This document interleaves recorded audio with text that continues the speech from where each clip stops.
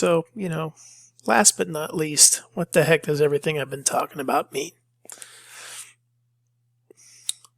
This is a role in hospitality and especially in hotels that is coveted, that we are looking at this person as someone who really helps us maximize our potential. And taking this data and putting it all together and predicting based on past, present, and future how we're going to do, what we should do, what we should charge, what everyone else is charging, how we're doing in comparison to everybody else in the market, right? So what are we talking about? Attention to detail, numerical skills, literacy, Excel capabilities. The STAR report data, when you look at the modules and you look at all that stuff, okay, the formulas are important and understanding the formulas are important, but just as important if the data spits it out is you being able to say, based on this spreadsheet and the numbers that I look at, here's what I can tell you. And that becomes critical for us to look at.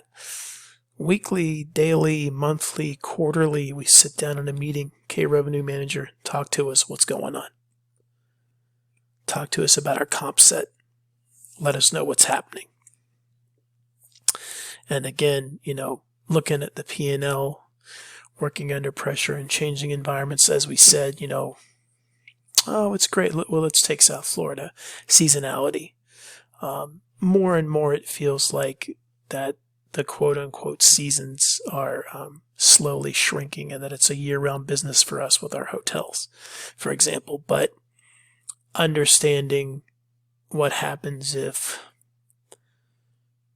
2 weeks before we normally see volume, there's an approaching massive blizzard coming to New York, and a bunch of our snowbirds, if you will, decide to come early. And that wasn't something that we normally deal with. So it really just depends on those situations and you being able to understand and adapt. So you go, oh, I'm really good at, the numbers. I don't have to worry about anything. No, wait, listen, we're in the relationship business. And so you want to make sure that you cultivate those relationships. We have a lot of revenue managers at different properties that spend a lot of time together as colleagues, where it doesn't feel so cutthroat, and everyone's like, oh, well, I can't talk to them because they do the same thing you do, blah, blah, blah, blah, blah. No, it's within the hotel, within organizations in your area related to hospitality and hotels in this case, it is relationship building.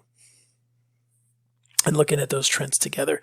We have a lot of properties in South Florida that work together to say, instead of somebody taking the entire pie, why don't we get a bigger pie and all get pieces of it?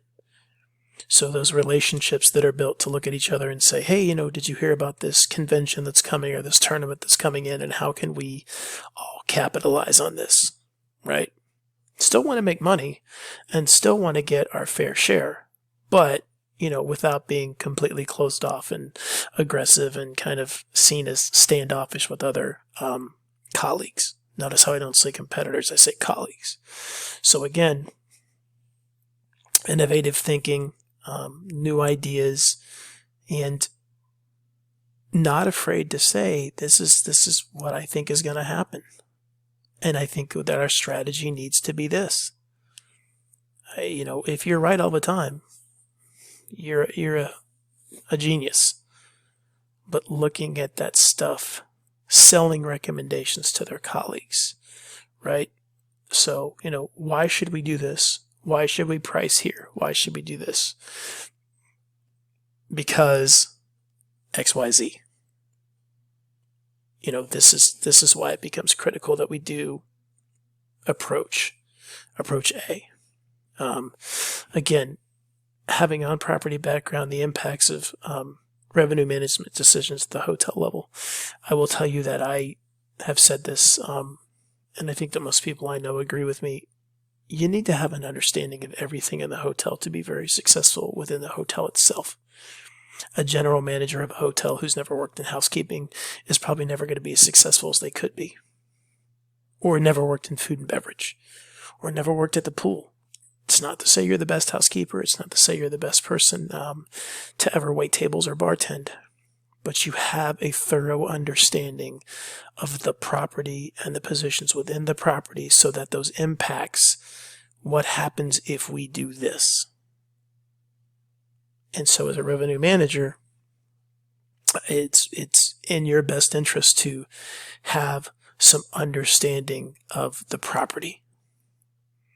And the really good leaders are going to give you the opportunity to work your way through and see how things work. As I said, not to be the best. So my hotel background, I can tell you, the best housekeeper? No. But I knew it. So when I led, people understood that I knew what I was talking about and that I'd done it before. Instead of going, you're listening to this and you're probably going to shake your head yes when I say this. You may have worked somewhere where you felt like the person telling you what to do didn't know how to do it or didn't know as much as you did about the position or if anything. That's not good. That happens a lot. So again, understanding, humbleness, saying, look, I get it. I understand how this is going to affect this department. Training, we've mentioned this before. And understanding why I'm recommending this and why I think we should do this price. And, being confident in your decisions, having the data to back it up, being able to explain to a room of people exactly what it means. I'm not saying talk down to them. I'm not saying, don't use big words. Communicate effectively what the message is you're trying to send, why we are doing what we're doing. So, I've analyzed all this data. I'm really good at analyzing the data. We all know numbers people that, are really good at numbers and not good with people skills. You have to have both. Sitting in this room with all these leaders, possibly owner-operators. Okay, tell us why we should do this. So again, obviously understanding the technology that's involved, being efficient, and how this stuff is distributed, that all makes sense. Interesting stat here in these next couple of pages about who they should report to. And look at these stats.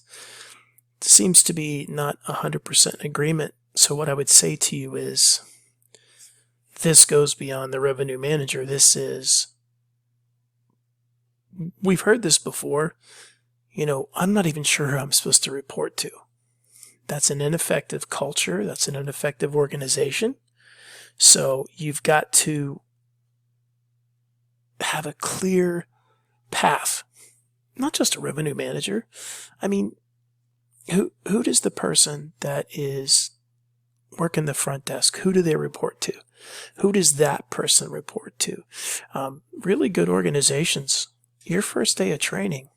Hey, ladies and gentlemen, let me explain to you how how we run this hotel at this level. And this is where you work. And the first person you report to is this. Beyond them is this. Beyond them is this. So that it's clearly stated.